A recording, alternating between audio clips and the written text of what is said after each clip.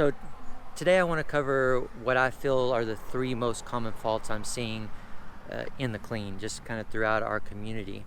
The first one is with the athlete either losing back tension or back angle as they're initiating from the floor. Okay, first thing that we want to look at there is that they're in the appropriate start position. If your back is already rounded and or if your hips are already high and then you're losing that position beyond that as you initiate from the ground, we want to go ahead and adjust that start position. So the start position check is going to be one, making sure that your entire foot is grounded. We don't want you too far on your heels. We don't want you too far on your toes. We also want to make sure that the bar is close to you. Go ahead and just pull that bar into where it's touching your shins. And also let's put the shoulders directly on top of the bar from those other two things. So that the combination of those three things, check those, make sure that you're good to go there.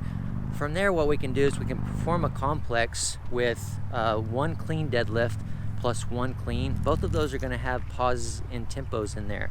So for the first clean deadlift rep, you're going to initiate from the ground very, very slowly and hold 1 inch above the ground for 2 seconds. You'll then deadlift it up from there slowly. When you go back down in reverse on this deadlift, I want the tempo to be 5 seconds. So 2 to 3 seconds down to the knee, and then 2 to 3 seconds down from the above knee position down to the floor. You want to work on maintaining and feeling back tension and back position from that specific spot.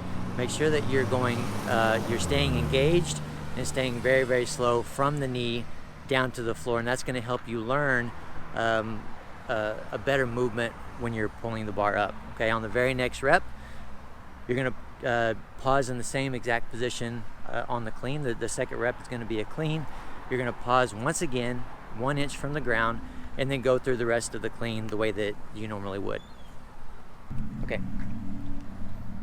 The second most common fault is a toe lift in the middle of the pull. So if you watch the toes, the bar reaches the level of the knee, you're going to see those toes drift up either a little bit or quite a bit. Even a drift to the heel a little bit too much is worth addressing, trying to fix that. Okay, the way that we're going to do that is with another complex. Once again, we're going to do one clean deadlift and one clean. Okay, the pause on these reps this time is going to be above the knee. So again, you're going to find that good start position. You're going to initiate from the ground slowly up to the level of the bar touching the top of the kneecap. You're going to hold there for 2 seconds. Okay, during those 2 seconds, I want you to make sure that you're feeling your toes gripping the floor. Specifically, your big toes should be clawing into the ground. As you stand from that position, I want you to be very aware of your toes maintaining that claw into the ground. Okay, lower the bar back down. We're going to pause in the same position with the clean. Once again, when you get to that above knee position for the clean, you're going to take those couple seconds to make sure that your toes are buried into the ground, and your main focus as you initiate and perform the clean from that above knee position is again digging those big toes into the ground.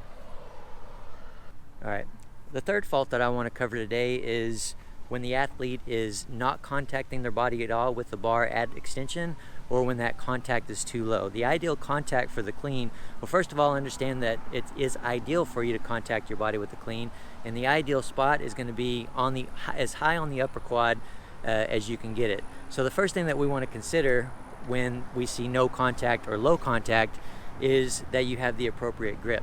If you're holding the bar with a grip that's too narrow, that's going to cause the bar to be touching your leg a little bit too low and potentially cause you to have to bend your arms too early.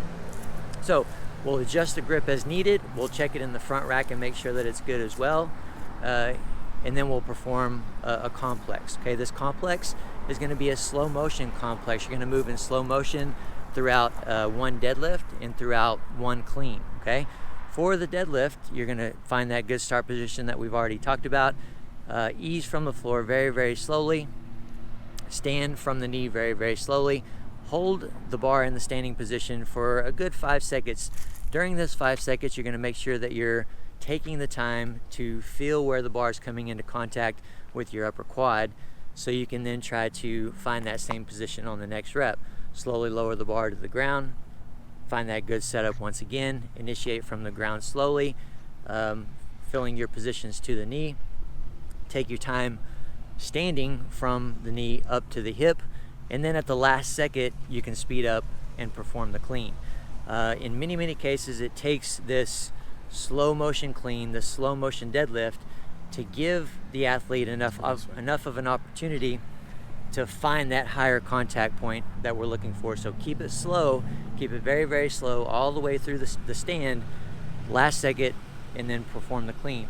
One way that I like to look at it is we're kind of playing a trick on, you're playing a trick on yourself. You're telling yourself, all I'm doing is a clean deadlift, clean deadlift, clean deadlift, clean deadlift, up until you find that high contact point, and then speed up at the end. Obviously, you're gonna be using light weights for this, guys. Give yourself plenty of reps, plenty of time with this, maybe even only doing your cleans in this way for about a 4-week period, and then you can start to speed it up a little bit more with the awareness that you've created. I want to cover the 3 most common errors I see in the jerk, and that goes for the person that's a split jerker, or the person that's a power jerker. The first major error that I see is athletes just completely rushing the setup. So maybe they take the bar out of the rack or lift it up from the jerk blocks, and they kind of just don't even breathe and go right into the dip and drive from there. Or they clean it, they don't really take any more than a second before they're rushing the dip and going from there, right? So what we're going to do here is we're going to force you to slow down quite a bit by having you focus on your breathing. So again, whether you're taking it out of the rack or whether you clean it before you jerk it, I want you to take 3 slow, big breaths. Big breaths meaning I want you to actually hear yourself breathing. Right? So 3 big breaths. On the last breath, you're going to take it in, hold it. While you're holding it, you're going to put all that pressure and air in the bottom of your stomach, and then dip down very slowly from there. So simply focusing on your breathing, emphasizing your breathing, and going from there. I promise you that'll make a big difference for the rest of your jerk. Number 2 is a forward dip. Okay, a lot of athletes, again, this usually stems from the athletes rushing the setup, but it can also just be out of habit as well. We want to make sure that you're taking that deep breath, that your body is in a straight, solid position, and you're going to try to maintain that perfectly upright torso as you go into the dip from there. All right, one of the things that we can do to help this is right before your jerk set, whether you're, again, jerking out of the rack or doing a clean and jerk, is we can do a drill that's called wall dips. All this is with you getting up against the wall, making sure that your heels are against the wall at the width of your feet that you're using for the setup of the jerk. Your butt is touching the wall, your shoulders are touching the wall. You can put your hands up in the position, your elbows up in the position to mimic where they would be if you had the bar. You're going to slowly slide down the wall, slowly stand back up. We want to look out for the shoulders leaving the wall. Of course, you're going to have a better chance to maintain this upright torso by sliding down and up. I want you to be very aware of how your knees are moving, how your legs, how your knees are moving to allow you to dip straight up and down. What you're going to find is that the knees are going to have to go forward and out pretty significantly to allow that perfectly straight dip, and that could be why the base of the reason why you're dipping forward in the first place. The third most common error that I see in the jerk is what I call a disconnected dip. And what that means is that the athlete, whether they're dipping too fast or not, usually they are, but the bar is completely leaving the front rack position during the dip, or even just too much pressure. What I want to see in the dip is initially in the setup, the bar is completely buried into that front rack position, and it stays completely buried into that front rack position through the downward dip, all the way up to the point to where the body is fully extended. Then the pressure can then leave, and the bar obviously leave to go overhead. Okay, so to work on this, what we're going to do is slow the dip down and pause in the bottom of the dip. Okay, so you're going to get in your setup position. You're going to breathe in the way that we described already. You're going to dip down with a 2 count. So 1, 2 to the bottom of your dip. You're going to hold that dip position for 2 seconds, and then you can jerk from there. A simple way to accumulate reps here is to perform half of your warm-up reps of any clean and jerks that you're performing, or any jerks that you're performing out of the rack.